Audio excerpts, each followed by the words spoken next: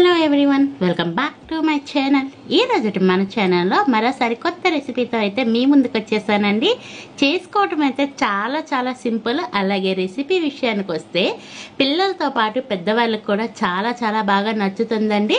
Recipe అయితే ఫుల్గా చూసేయండి, ఎక్కడ స్కిప్ చేయకుండా. అలాగే వేసిన ఇంగ్రీడియంట్ ప్రతిదీ మన ఇంట్లో ఉండేదే కాబట్టి ఒకసారి ఫుల్గా వీడియో చూసేయండి. ఇక రెసిపీ స్టార్ట్ చేసుకుందాం. దీనికోసం అయితే ఒక మిక్సింగ్ బౌల్ తీసుకొని హాఫ్ కప్ వరకు అయితే పంచదారని తీసుకోండి. ఏ కప్పుతో పంచదార తీసుకున్నామో అదే కప్పుతో హాఫ్ కప్ అయితే కనుక సుజీ రవ్వ తీసుకోండి. అలాగే ఇందులో ఒక 2 కప్పుల వరకు కాచి చల్లార్చిన పాలు తీసుకున్నాను నేను. ఇక్కడ పచ్చి పాలు కూడా తీసుకోవచ్చు. ఇలా వీటినన్నింటినీ పాలు వేసుకున్నాక బాగా అన్నీ కలిసే విధంగా కలుపుకోండి. సుజీ రవ్వ అంటే కొంతమందికి తెలుసండి, కొంతమందికి తెలియని వాళ్ళకైతే చెప్తున్నాను. ఉప్మా చేసుకుంటాం కదండి ఇంట్లో రెగ్యులర్గా, అదే రవ్వను అయితే వేసుకోండి. వేసుకొని ఇలా అంతా బాగా కలిపేసి దీన్ని పక్కన పెట్టేయండి. నెక్స్ట్ అయితే ఎందులో అయితే కేక్ చేయాలనుకుంటున్నామో ఆ బౌల్ని తీసుకోండి. నేను ఇక్కడ కేక్ గిన్నె ఉంది కదా, కేక్ గిన్నె తీసుకున్నాను. లేకపోతే కాస్తంత లోతుగా ఉన్న స్టీల్ గిన్నె కూడా పెట్టేసుకొని ఆయిల్ కాస్త వేసేసి అప్లై చేసుకొని పక్కన పెట్టేయండి.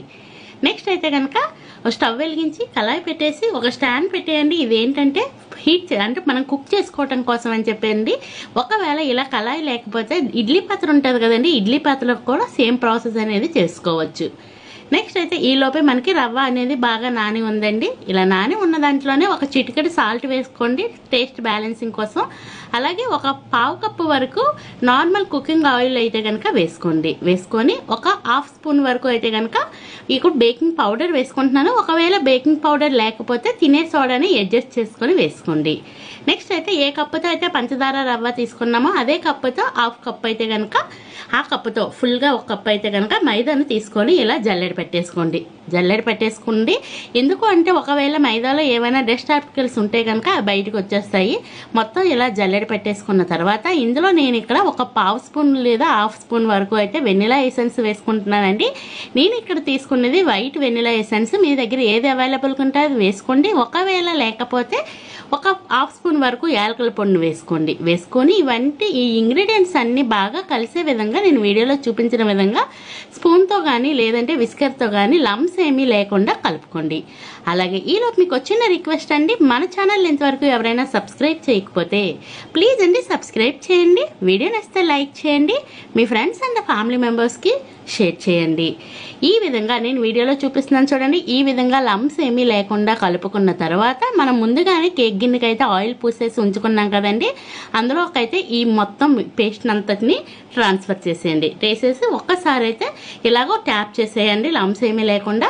ఈ లోపే నేను ప్రీ హీట్ చేసి పెట్టేసుకున్నాను కదండి కళాయిలో, దాన్ని వేసేసి అంటే మనం రెడీ చేసుకున్న కేక్ గిన్నెని అయితే పెట్టేసి గాలి పోకుండా మూతనైతే పెట్టుకోండి. మూతను పెట్టుకొని ఒక 20 to 30 minutes అయితే కనుక లో ఫ్లేమ్లో కుక్ చేసుకుంటే మనకి కేక్ అనేది బాగా కుక్ అవుతుంది. చూస్తున్నారు కదా, మధ్యలో ఒక పగుళ్ళు వచ్చి కుక్ అయిన తర్వాత ఒకసారి చెక్ చేసుకుంటే అస్సలు చాక్ అతుక్కోలేదు. దీన్ని చల్లారినాక డీమోల్డ్ చేసుకుందాం.